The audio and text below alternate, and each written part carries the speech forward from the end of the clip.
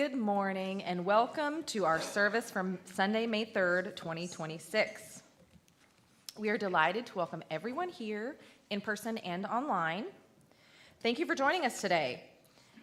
As we walk together on this spiritual journey, we welcome the chance to connect with you. So please reach out to us in person or online. Today we welcome back Joshua Whiteland. Today's talk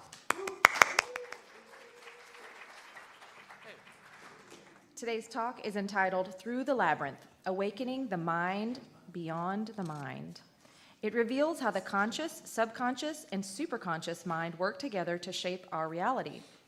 Like walking a labyrinth, we move beyond surface thinking, rewire old patterns, and align with the higher intelligence within. At the center, we discover not only clarity, but our connection to the divine, where true transformation begins. Now let's join Julie Reagans, Curtis Bringle, Bruce Wayne, and Robin Mordecai as we sing our welcome song. 1, 2, 3, go!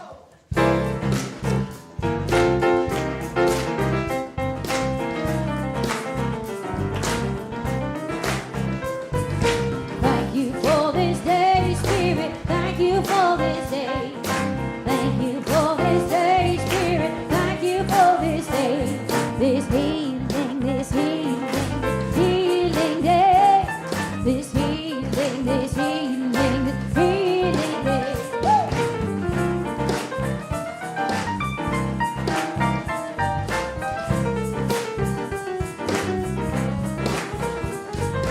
Thank you for my friends, Spirit. Thank you for my friends. Thank you for my friends, Spirit. Thank you for my friends. My wonderful, my wonderful, my wonderful friends. My wonderful, my wonderful, my wonderful friends. Come on!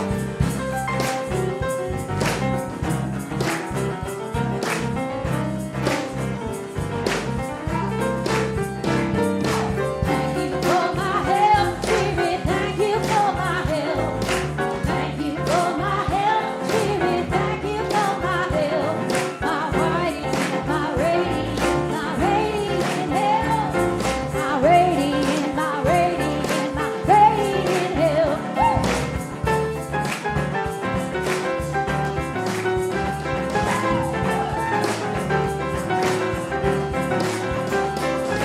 Thank you for my life, Spirit. Thank you for my life. Thank you for my life, Spirit. Thank you for my life. My glorious, my glorious, my glorious life.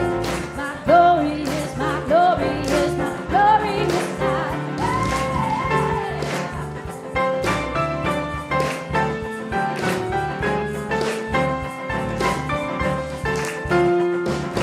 Thank you for this day, Spirit. Thank you for this day. Thank you for this day, Spirit. Thank you for this day. This healing, this healing, this healing day. This healing, this healing, this healing day.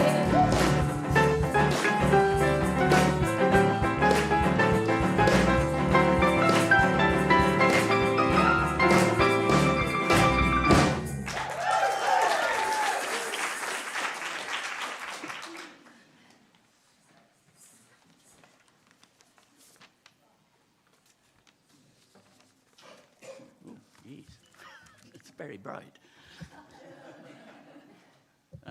Please join me as we affirm our statement of faith together.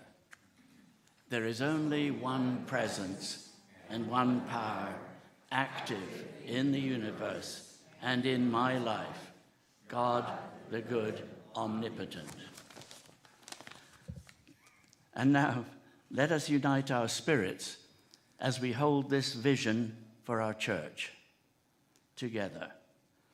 We are an open-hearted spiritual community, powerfully transforming our world by honoring the sacred in all. And we practice this mission together, inspired by our shared spiritual awakening. We offer practical teachings that empower healthy, abundant, and meaningful living. And as we go through the ministerial search process, we will be upholding this affirmation together. Divine Mind, we acknowledge your presence as the one power and one intelligence active in our community.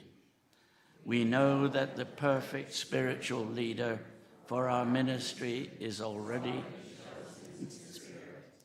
We affirm that this leader is a person of high, deep wisdom and radiant love, perfectly aligned with our vision and mission. And so it is. Today's daily word reading is life. And the affirmation is, with joy, I dance in the fountain of life. Observing children playing in a fountain, I hear them laughing as they dart through sprays of water, surprised by sudden geysers. Sunlight turns the wafting mist into prisms of color. A reminder that the same joy and light dance in me. Life can feel like that fountain, fun, but sometimes catching me by surprise. If I resist, I grow weary. But when I move with its rhythm, dodging, laughing, and dancing, I feel the pulse of divine life.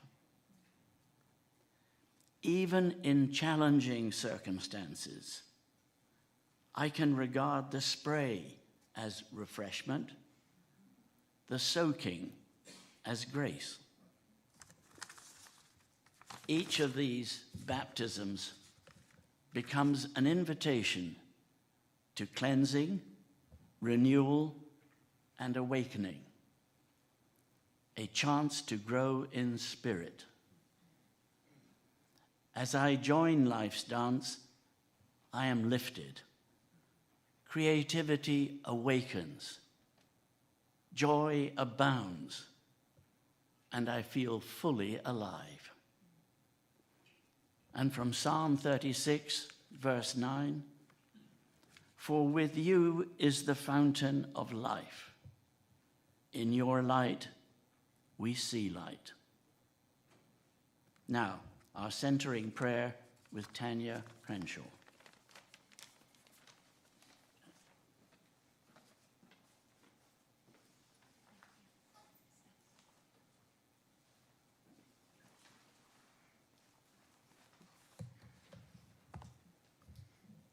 Before we begin, let us center ourselves.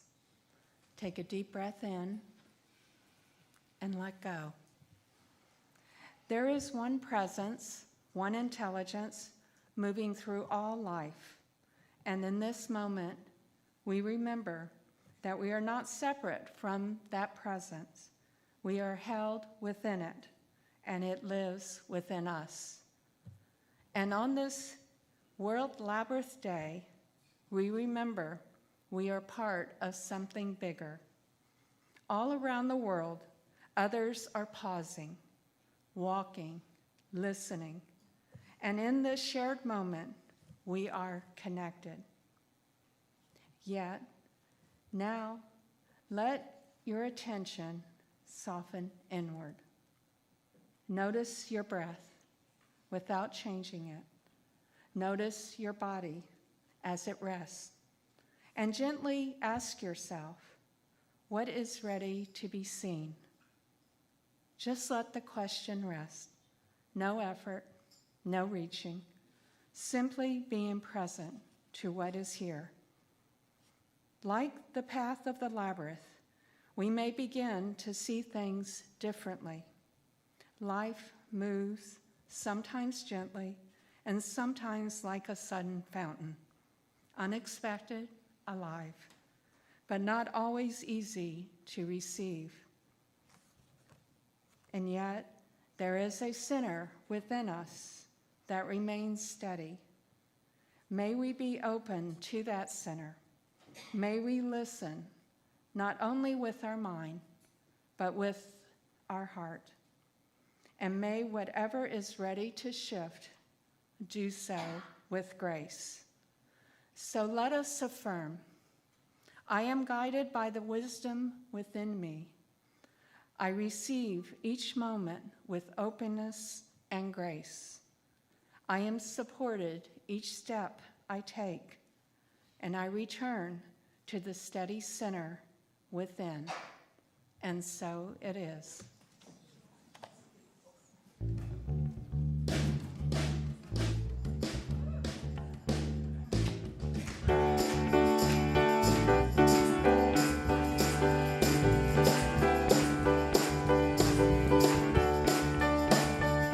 Your love is lifting me higher than I've ever been lifted before. So keep it up, quench my desire, and I'll be at your side forevermore. You know your love keeps on lifting me, lifting me higher, higher and higher. I said your love keeps lifting me, keeps on lifting me, keeps on lifting me higher and higher. Oh, now once I was downhearted, disappointment was my closest friend. But then you came and soon it departed. Now I never showed its face again. That's why this love lifting me, keeps on lifting keeps me on lifting me. higher, higher and higher. I said your Your love love keeps lifting me, keeps keeps on lifting me. keeps on lifting me higher and higher.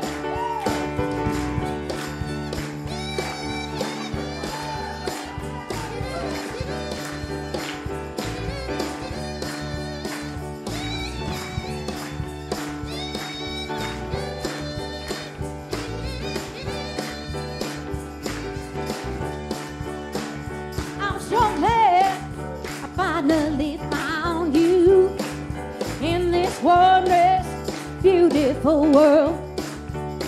And now with my loving arms wide open, Spirit, I can stand up and face the world.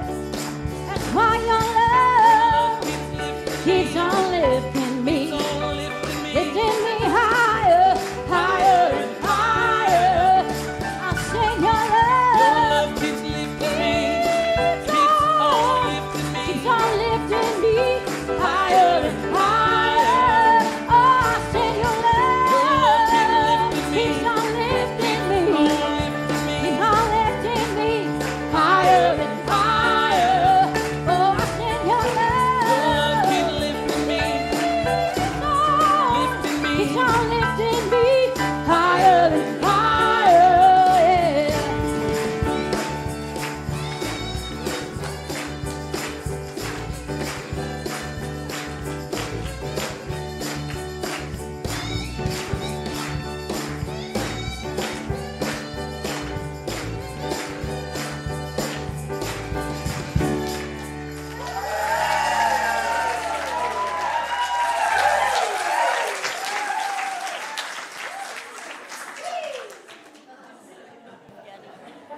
Yeah.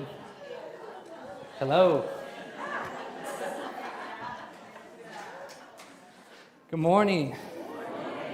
Good morning to everybody here, and good morning to everybody online. Go ahead and take a second. Turn to your neighbor, say hello, say so happy you're here.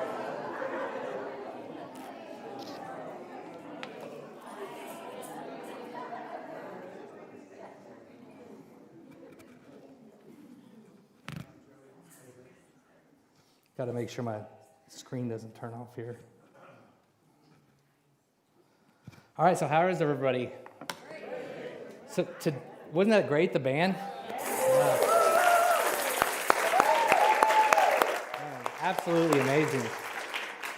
So today, if you didn't know, is National Labyrinth Day. Is that correct?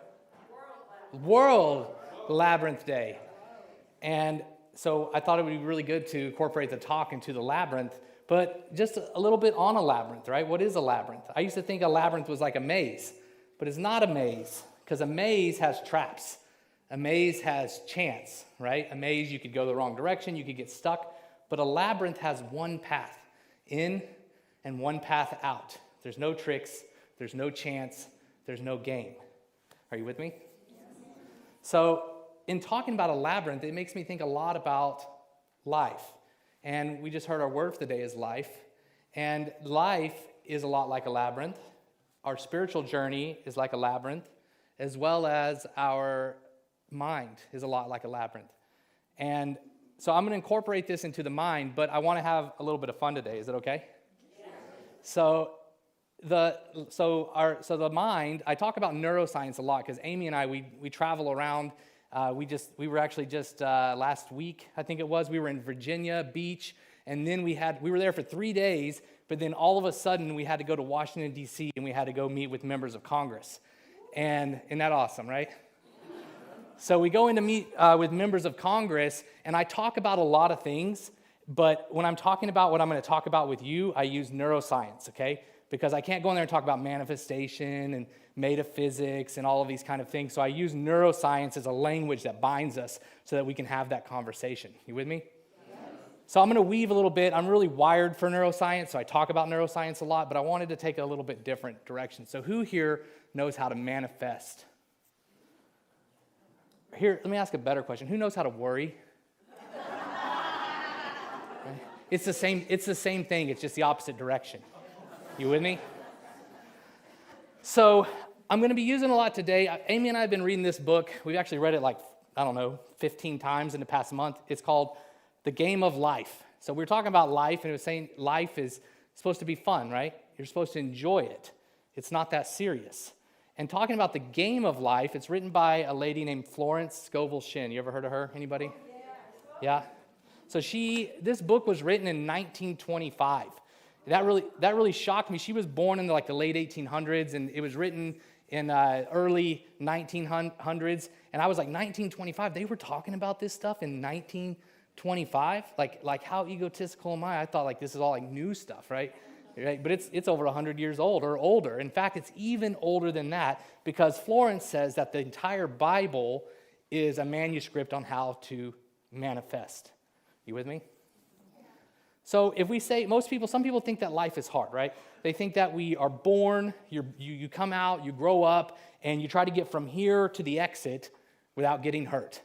So you're like, okay, I gotta pay my taxes. Okay, I better go to college. Okay, let me get the job. Let's get out. Oh, that was dangerous. It's kind of scary. Let me get over here. And I made it out, right? But it's not a battle. What if I said it's not a battle? What if I said it's a game? It's a game that we play. And it's a game that Jesus talked about is giving and receiving. Who's ever heard the law of seed time and harvest? So the law of seed time and harvest is that you reap what you sow. You reap what you sow, okay? So whatever I put in, I will get out. But what if I told you it's not just what I do in the physical world, or we could call it the three-dimensional world, but it's also about what we do in the spiritual world. Are you with me?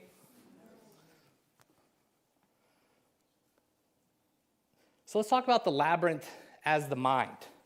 So in this book, and in pretty much everything that I teach in neuroscience, we have 3 states of mind. And what the mind is the brain in action.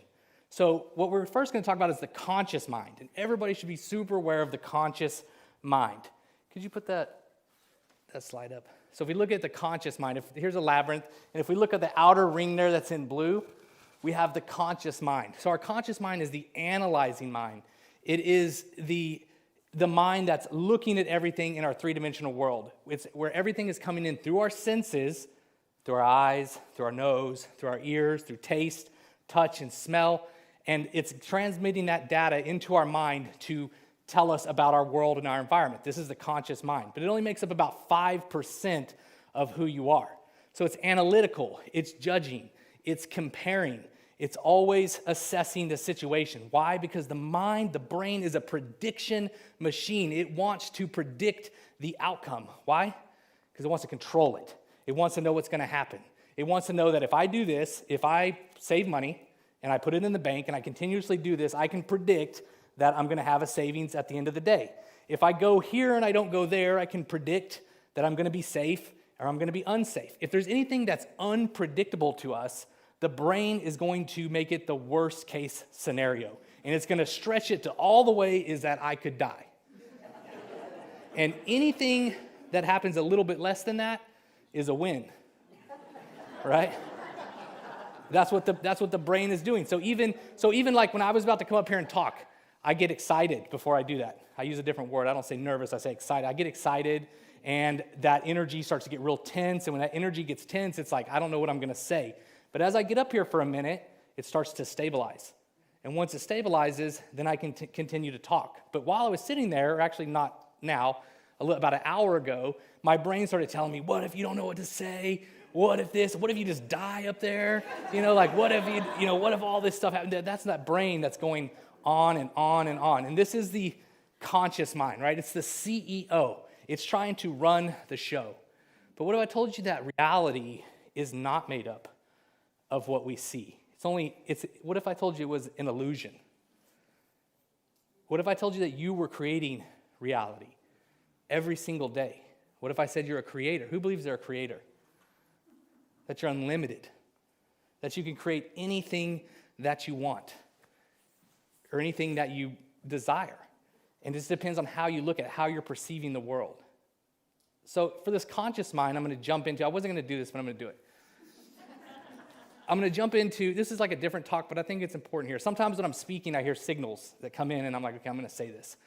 So in the conscious mind, there is 3 circles. And this is what I do. This is how I look, because there's a lot going on in our 3D world, right? All kinds of stuff. Politics, news, rain, weather, the list goes on and on. Family, crazy family, right? Friends, crazy friends, all kinds of stuff is going on. So this is all happening in our conscious world, and our brain is analyzing these situations.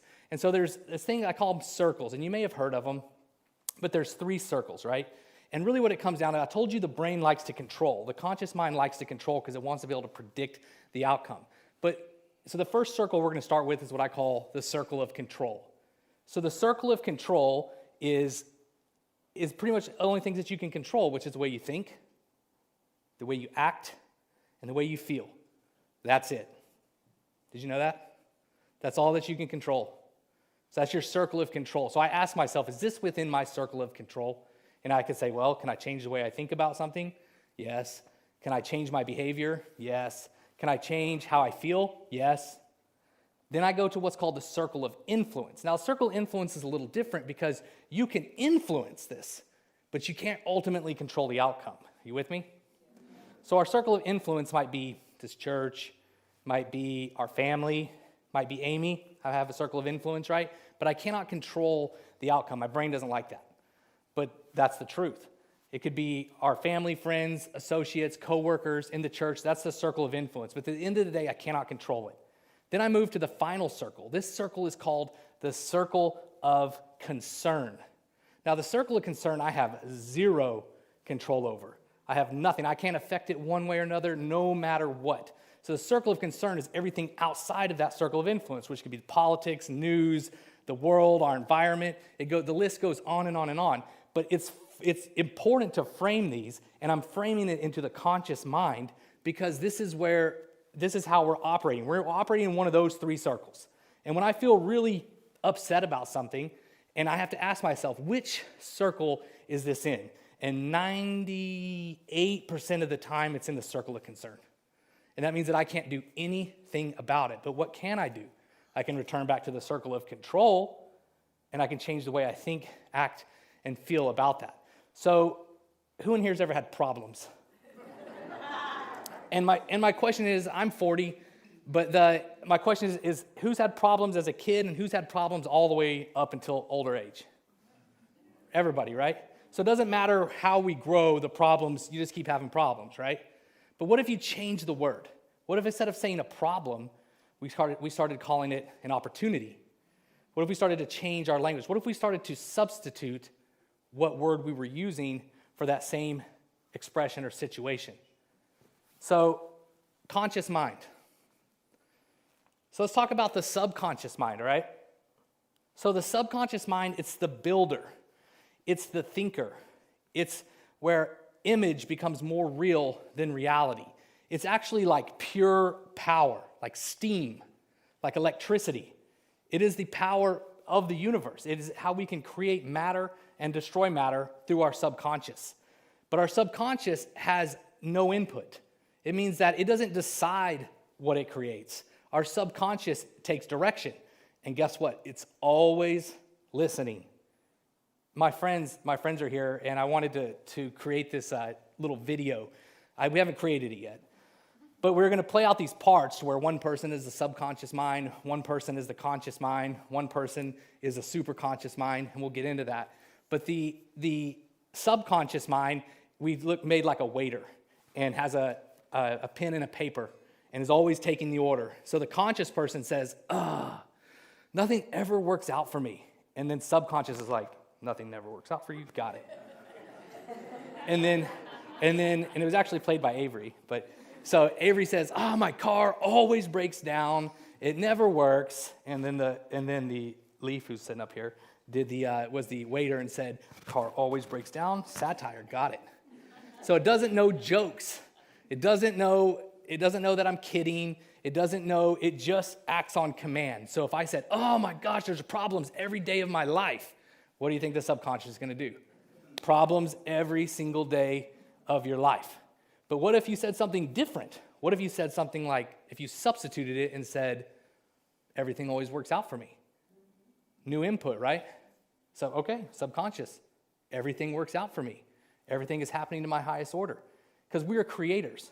Because we have a spark of the divine in us. Nothing is going to get in the way and interact with you in that situation. You have free will. You are a creator, the same alignment with the God of the universe. You are a part of that. So you can create whatever you want. Call it hell, call it heaven. You can create it. So it's also known as the scissoring of the mind. So it's like always cutting. So whatever I image in my mind, it's cutting out. Think of like what do they call those vision board. It's cutting out newspaper clippings or cutting out magazine clippings and imaging. So whatever you image in your mind, I would suggest do not image anything you do not want to experience. Are you with me? Do not image anything that you do not want to experience. So who's ever been so mad and they're like, you know what?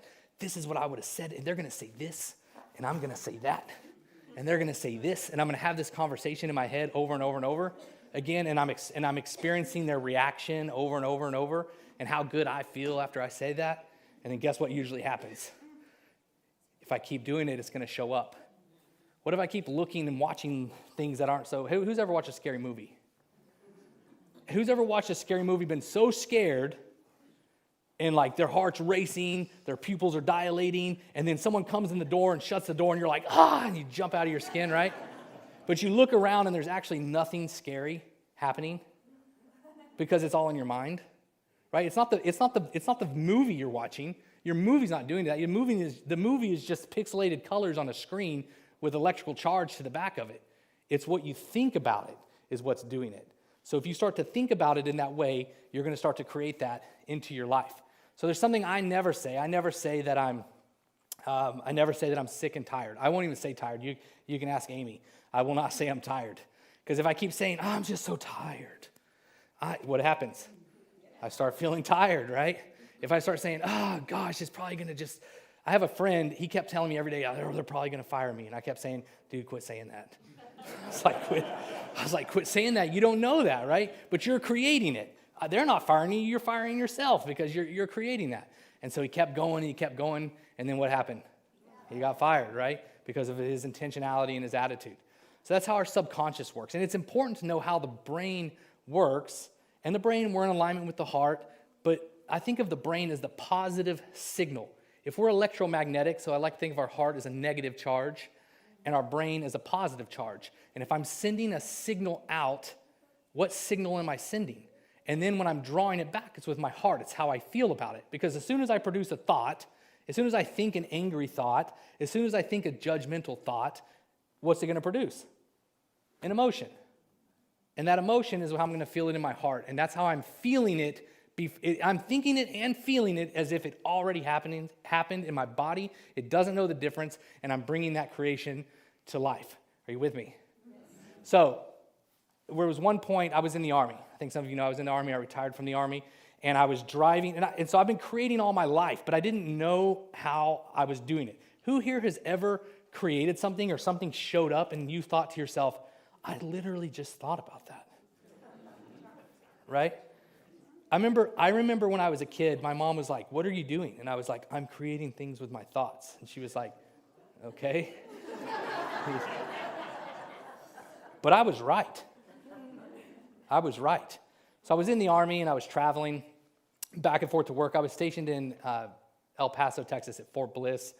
And I had an older car. It was a 1996 blue Mustang V6. And I'm driving this thing back and forth to work. And it keeps breaking down. And now, if you're in the Army, I'm in the infantry, I have to go to physical fitness at I gotta leave the house by 5 in the morning. Physical fitness starts at 6, but I gotta check in with all these different things. And you can't be late. In the Army, it's not fun to be late, I'm gonna tell you that. So you're coming in and this car keeps breaking down. And I kept remembering, I kept praying at the time, and I kept saying, God, look, I need some transportation so that I can do this job. So I started imagining driving this new transportation. And I said, look, I don't even care what it is. Just please don't make it a horse. Because you got to be a little bit, because if I say transportation, that can be a lot of things, right? You can get transported all kinds of ways. So I said, please don't make it a horse. And about 2 weeks later, maybe it was the same week, I had a younger soldier, and we used to have this deal that if we had a soldier and they wanted to buy a car. And all soldiers do, they join the military, they're 18, they left their house, they probably got a big sign-on bonus of $20,000 back at this time is what it was, and they just have a burning hole in their pocket and they want to go buy a Charger. But we don't think it's a good idea to buy a Charger. We can't tell them what to do, but when you're in the military, you fall underneath a different law. It's called the Uniform Code of Military Justice. So they have a lot more power, right? Things that are illegal in the military are not illegal in regular day life, like the color socks you wear. So, but that's the military, that's discipline, right? So one of the things is if they're gonna buy a car, as I was a leader at the time, you had to go with them to make sure there wasn't a predatory lender or they didn't buy something ridiculous or have a crazy interest rate. So we go to this place, it's a Ford dealership, it's called Casa Ford in El Paso, if you've ever been there. And so we test drive a few cars, he doesn't like it. We're leaving the dealership and there's a box. And they said, hey, before y'all go, put your name in this box, we're giving away a free truck. So I put my name in the box, I think nothing more about it. I head on, but remember, I said, God, please give me some transportation. And on April 1st, April Fool's, right? I get just a random phone call from this dealership and said, hey, Josh, we drew your name out of that box. You won this truck. It was a brand new 2009 F-150. So yeah, it was 2008, 2009. Regular cab truck. And I thought they were messing with me. I thought one of the other guys was messing with me. And I totally forgot about even putting this piece of paper in the box. So I went down there. They had to run a whole commercial. So not only did I win the truck, but it was a commercial, and I had to do it in English. And because we're in El Paso, I had to do it in Spanish. So one is, thank you, Casa Ford. The other one is, gracias, Casa Ford. And they played this all over El Paso. El Paso has a population of about 1 million people. There's a sister city called Juarez, and it has about 2 million in population. So this commercial was aired, and so everywhere I went for a whole year, you're that guy that won that truck, right? So that's the cool part about it. That's the icing on the cake. But yes, I won a truck, and so I drove this truck for 9 years. It was a regular cab truck. I just drove it, and I loved it, and I used it. I didn't know they count that as winnings to the IRS. So 2 years later, they caught up with me on that, but I took care of it.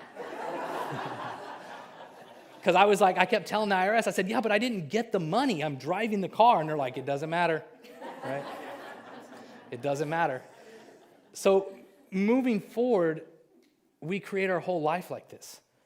I would send the signal out, and I could stand up here, I could have an entire hour just expressing to you all the things that Amy and I have created by practicing this model. We bring into our subconscious, we watch our language, we talk about if we want the perfect work for the perfect pay, we talk about surrendering what we can't control, as I was talking about those circles. We lay in our burden down, put it at the feet of God. We practice this over and over and over and over again. And since then, we live all over the world. We travel nonstop. We have our jobs that are beyond our imagination. We're in federal prisons, state prisons, veterans. We just won massive grants out of ARPA for the veterans program that we manage. And it's absolutely a life outside of our wildest dreams. I remember writing on a piece of paper before Amy. I wrote down, "Please help me find the woman most perfect for me." And here she is.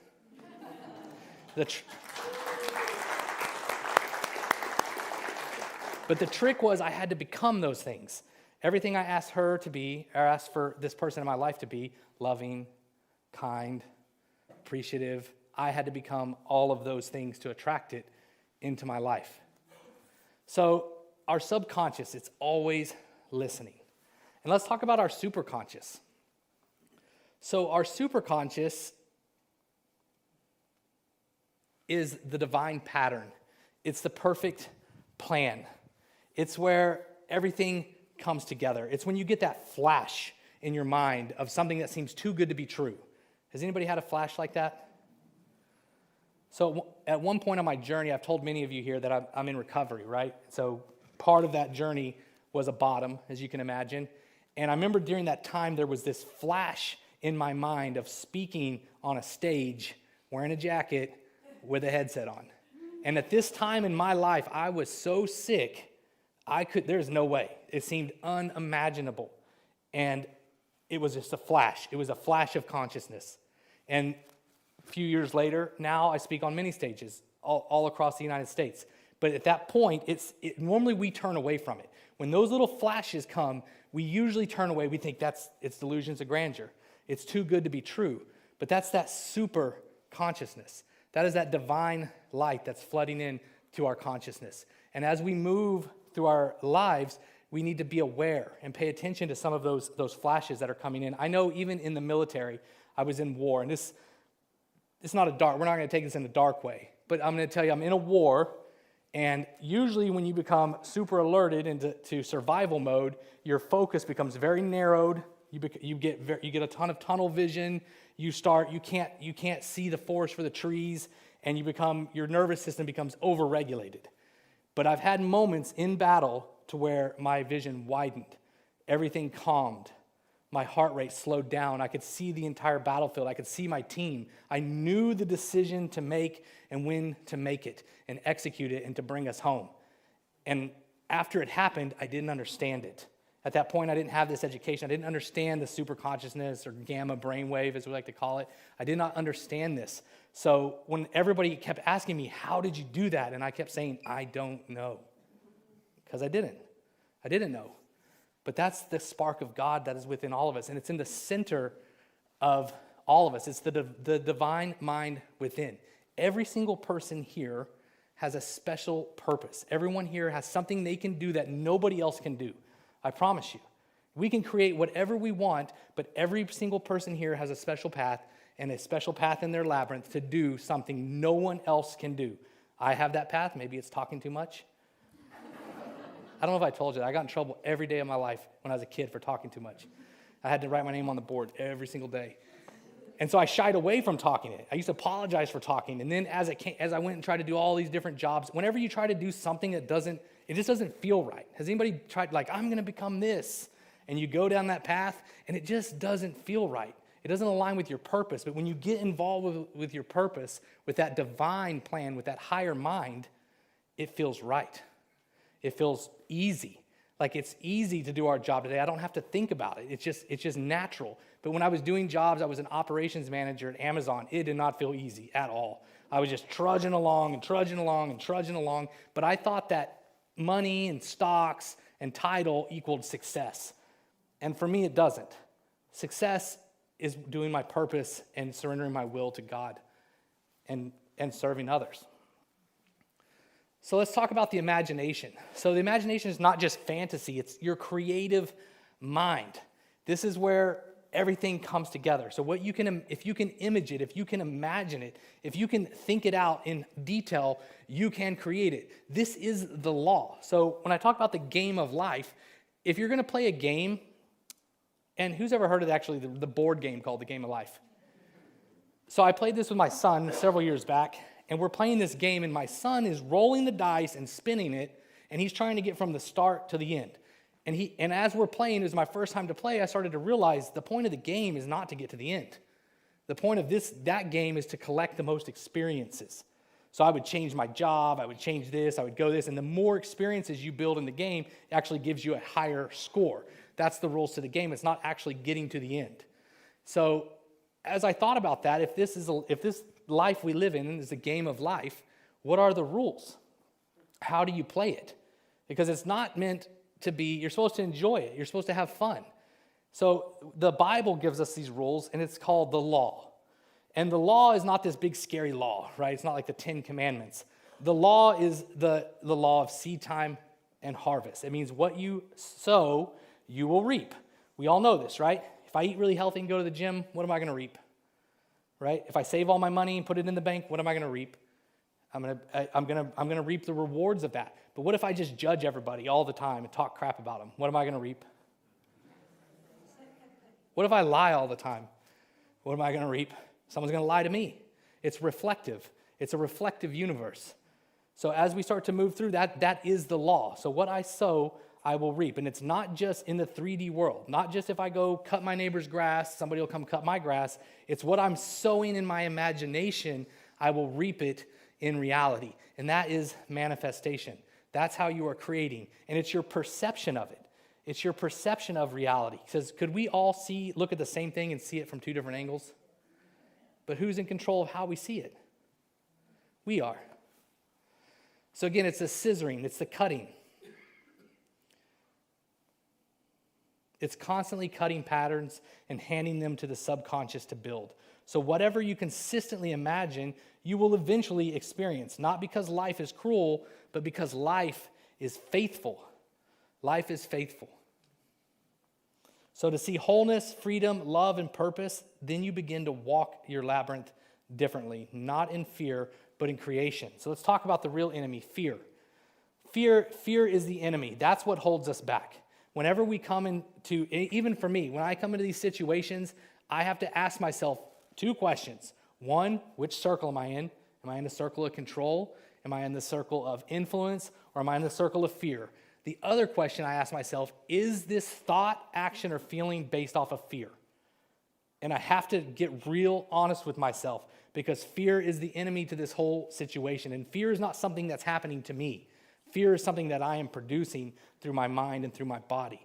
So the more fear I produce, if I'm going to lose something, if something is going to get taken away from me, if I can control it, if something's going to hurt me, if I'm not going to have enough, if I'm not going to be loved, if I'm not going to be liked, all of those are stemming out of fear, and that blocks us. That blocks the subconscious. Now, as I told you, the subconscious is always listening. That can sound fearful, right? For some of us. So I'm going to talk about the law of forgiveness. So if I cast out of my mouth or out of my heart or out of my thoughts, if I start saying things I don't like, and Amy will hear me all the time, I'll be walking through the hall and I'll be like, blah, blah, blah, blah, blah. And then I'll say, I call on the law of forgiveness because I want to delete that program that I just ran through my subconscious. Because again, my subconscious doesn't know jokes. It doesn't know sarcasm.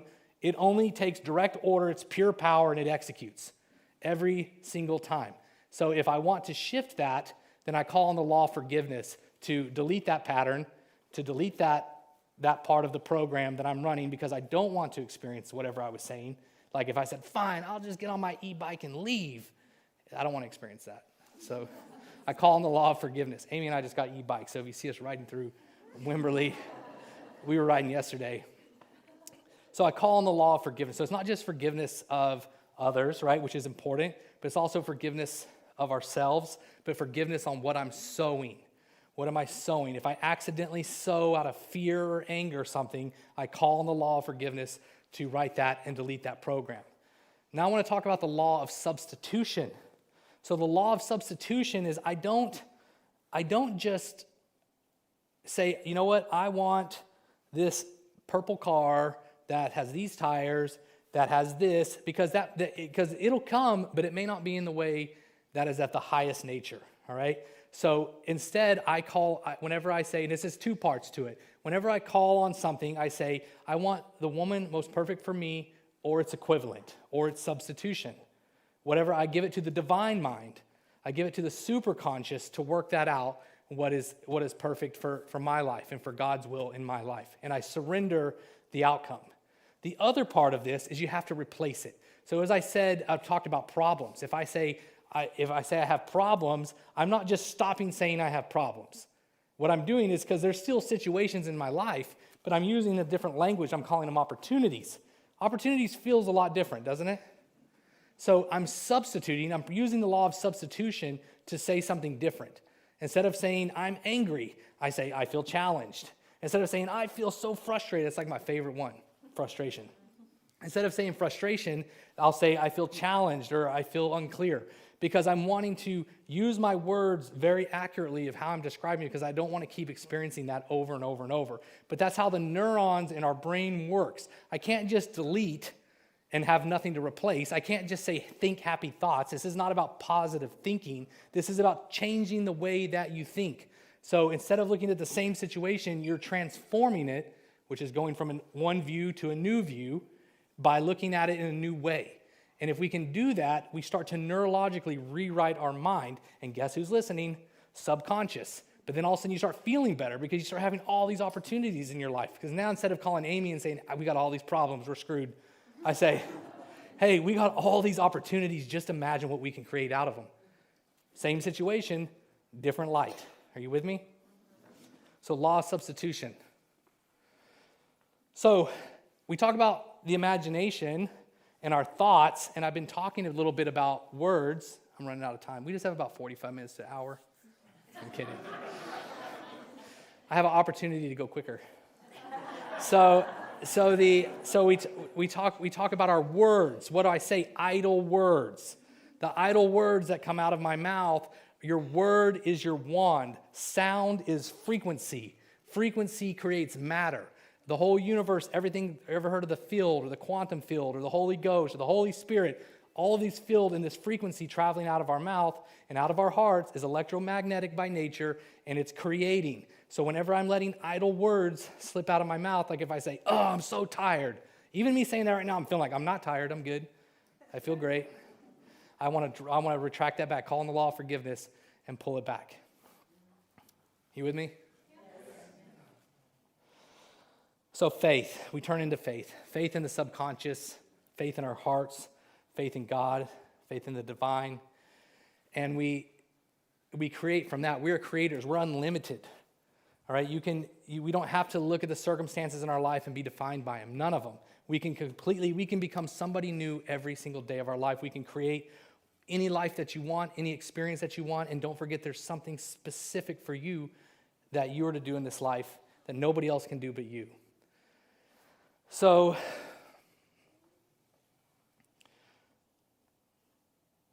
the center of the labyrinth. At the center of the labyrinth, there is no fear. There is no confusion. There's only clarity, peace, alignment, and the realization that you were never lost. You were just walking toward remembering who you are. So I'm going to bring us into a final affirmation, and then I'll take us into a short meditation. This affirmation, you can say it out loud, you can say it softly to yourself. More importantly, I'm wanting you to say it to yourself. So say this with me. I now release every false pattern in my mind.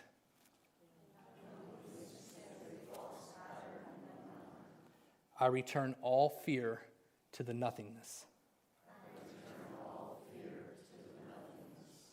I align with the divine pattern within me. I walk my path with faith. And I trust the center is already within me.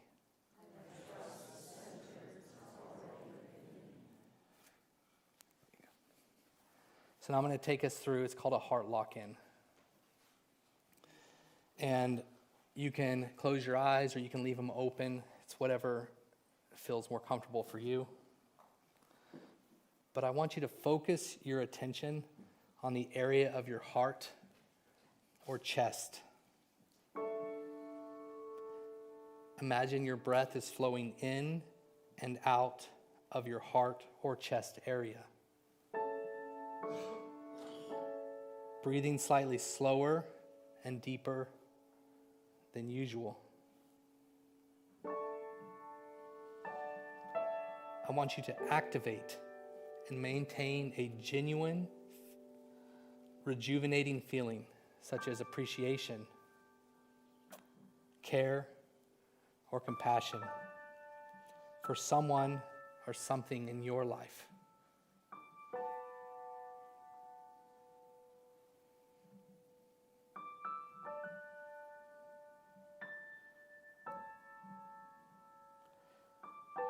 Now radiate this heart-focused feeling to yourself and others to help balance your system and enhance your coherence. We'll just sit here for a minute.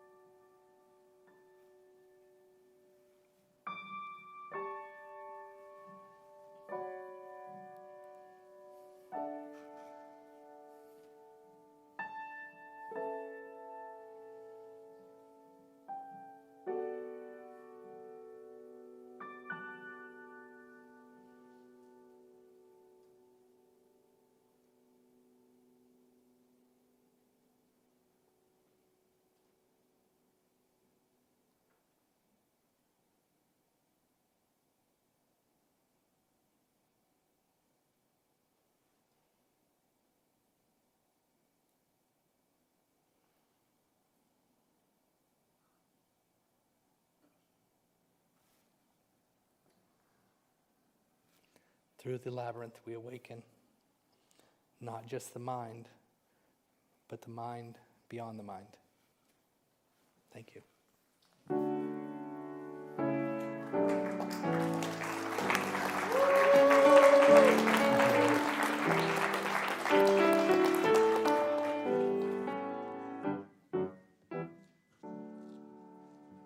Thank you so much.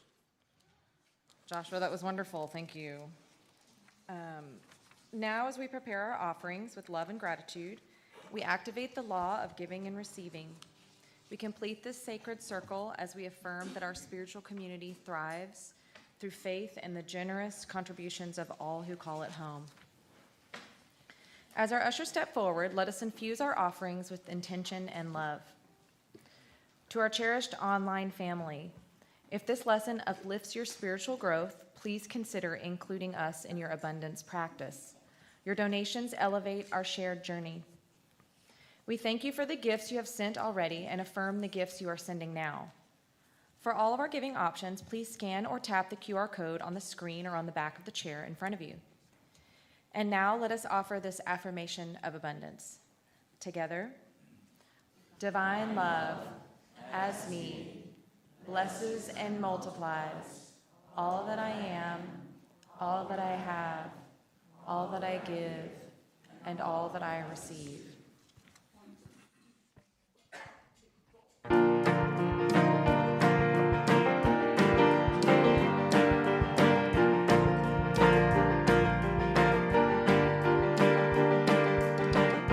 I wrote down everything I wanted, took off the Revelation Island. Just outside of Little Rock, found a diamond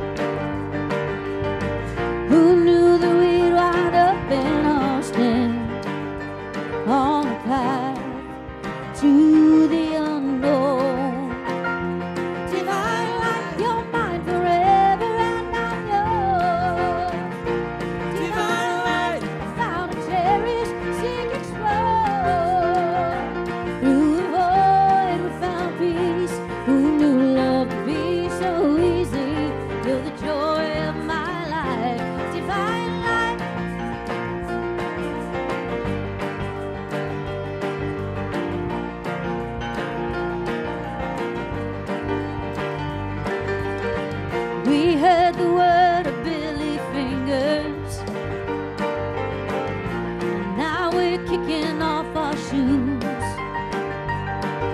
And somewhere on the way to Michael Singer, we saw what makes the bonnets blue. Divine light, you're mine forever, and I'm yours. Divine light, now to cherish, sing explore. Through the void we found peace. Who knew love could be so easy? You're the joy of my life, divine light.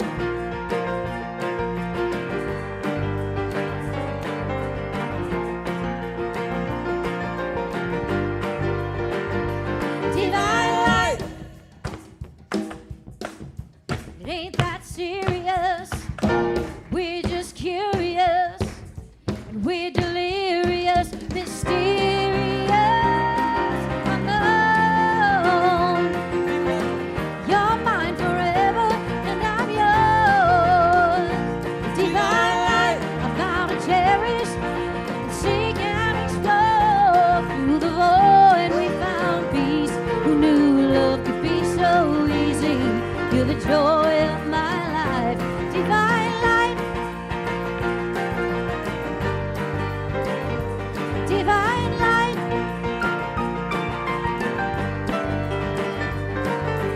Ooh, who knew love could be so easy?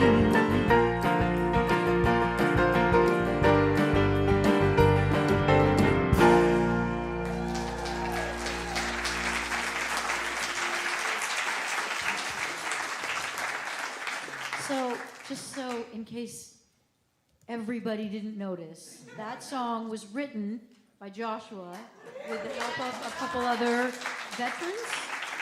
Yeah, so just, you know, you're not just a pretty face.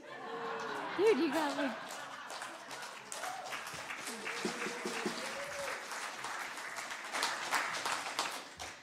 With full hearts, let us bless these gifts. Together, we bless these gifts and the givers with our love and gratitude. All right, some announcements. Today is potluck. Please stay and enjoy great food, good company, and wonderful fellowship. Then join us at the gazebo for World Labyrinth Day as we connect globally to walk for peace and positivity down at our own labyrinth, which is down the hill this way, if you are not aware. More about that from Tanya Crenshaw in a bit. Next Sunday, May 10th, is Mother's Day, and we welcome Reverend Mary Grace Sorensen with her talk entitled The Divine Feminine. Please plan to attend. Evie Wilkinson will now share some updates from the Ministerial Search Committee.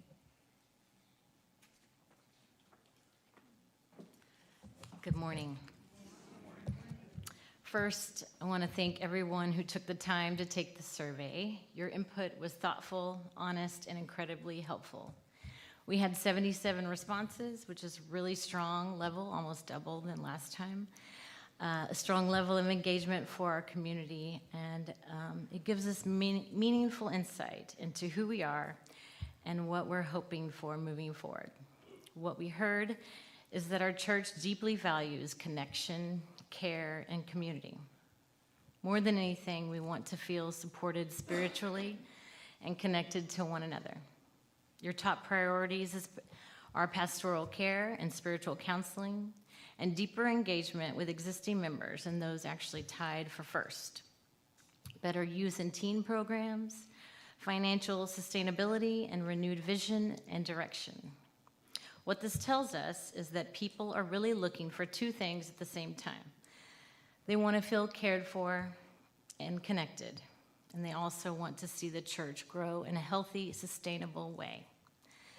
For minister qualities, you want someone who is an inspiring speaker and teacher, emotionally intelligent, collaborative, able to manage conflict with grace, and you want a visionary leader who can guide our direction. On unity and new thought grounding, 59% said that's very important, and on tenure, there was no strong consensus. What came through instead was that the right fit matters more than years. Quality over quantity. In your own words, across 300 plus open responses, 4 themes emerged. Over 35% of you said some version of get to know us before changing anything. Am I right? I mean, we're pretty amazing, so, I mean, that's why this job is hard. Learn who we are. Observe before acting. Come with a servant's heart, someone said, and I love that. More than 25% emphasized youth and families as a vital to our church's future, and not only for the parents and the children, but it's also tied directly to financial sustainability. About 20% wanted consistency of message, one voice building depth over time. And another 20% asked for someone authentic and real, with energy and humor and vulnerability. And someone said, I love this one, someone real that brings joy. And I think that's perfect. So overall, what the Ministerial Search Committee heard is both clear and encouraging.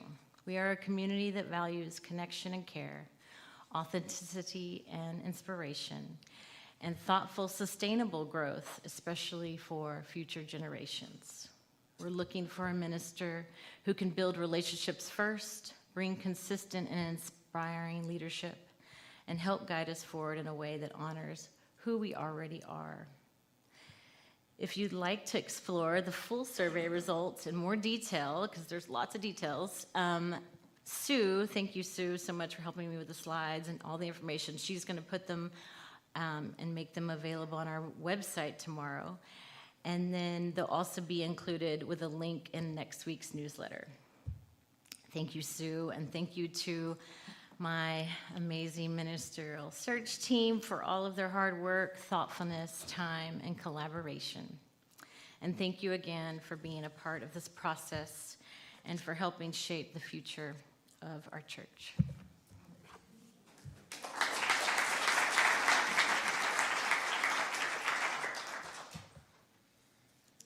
All right. Please place your cards for Leah McCarn and her family in the basket on the round table in the front foyer so we can mail them out on Monday. Monetary donations to the Duke Cancer Support Center in Dr. Nick Norboge's name can be made using this, the link or the QR codes posted on the church or through the tap tags on the chair backs. Excuse me. Our new member orientation class will be held next Sunday, May 10th, from 12:15 to 2 o'clock. Please visit the events page to register so we'll be prepared for lunches and childcare. There will be a library workday on Monday, May 11th at 1 p.m. Labels for the library books have arrived and help will be needed to attach them to about 300 books. For more information, see Diane Marion. Join us for Setting Up Your Garden for Success at Scott Price's home on May 16th from 8 to 10 a.m. and learn how to prepare your garden as we move into the heat of the summer. Scott will also have organic bales of hay for sale for $20 each. Susan Winkler will lead a lively, laughter-filled introductory class on how to play American Mahjong on Saturday, May 26th from 10 a.m. to noon. A $15 love offering is suggested, with all proceeds benefiting Unity of Wimberley. That's exciting. I want to go to that one. Drivers are needed for the summer food delivery program. For WISD students in need, we need 2 people for each shift, which will be on Thursdays, May 28th through August 6th, from 10:30 to about 11:30. Please see Alice and Hannah for more information. Join us for a somatic body intelligence workshop with Linda Hannock on Saturday, May 30th from 10 to noon. Gain an appreciation for how and why your body talks to you and discern what it's telling you. The cost is $39, with half going to Unity of Wimberley. Tanya Crenshaw will now come up and speak briefly about the Labyrinth Walk today at our second annual Festival of Light coming up on June 20th.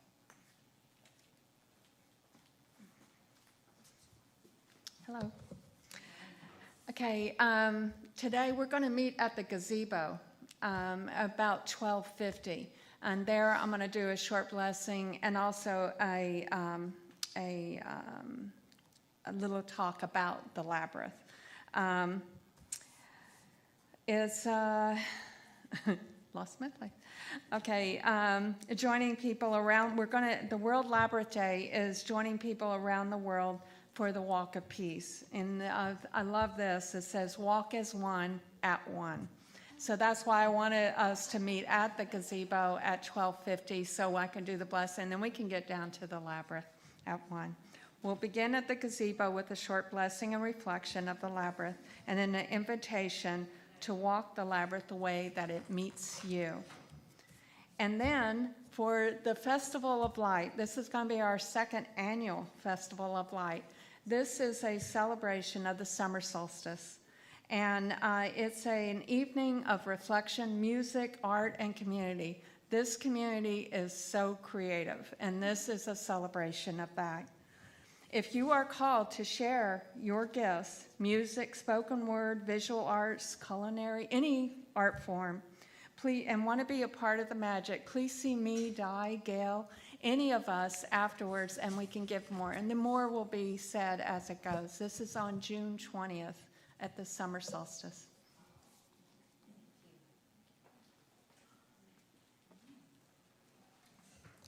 All right.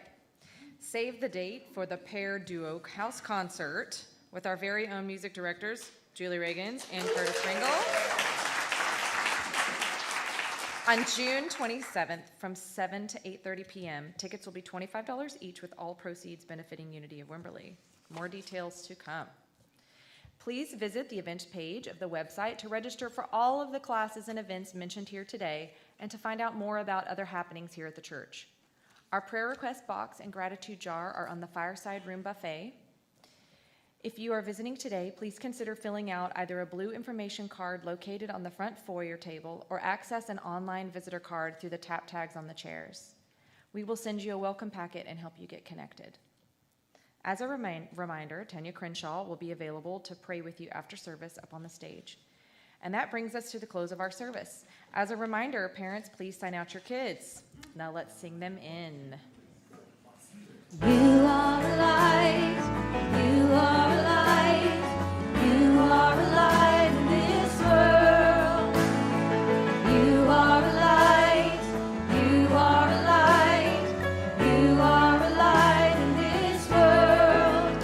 And you shine, and you shine, and you shine so bright. And you shine, and you shine, and you shine so bright. All right, let's bless these children. We love you, we bless you, we appreciate you just the way you are. And now, please join us as we pray our prayer of protection. The light of God surrounds us, the love of God enfolds us, the power of God protects us, the presence of God watches over us. Wherever we are, God is, and all is well.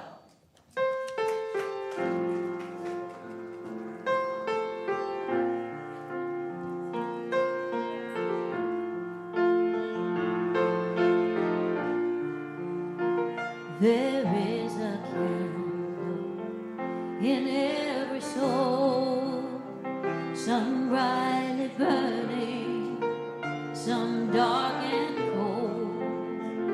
There is a spirit who lights a fire, breathes his candle, and makes his home. Carry your candle, run to the darkness, seek out the helpless, confused and torn. Hold out your candle for all to see it. Take your candle, go light your world. Take your candle, go light your world.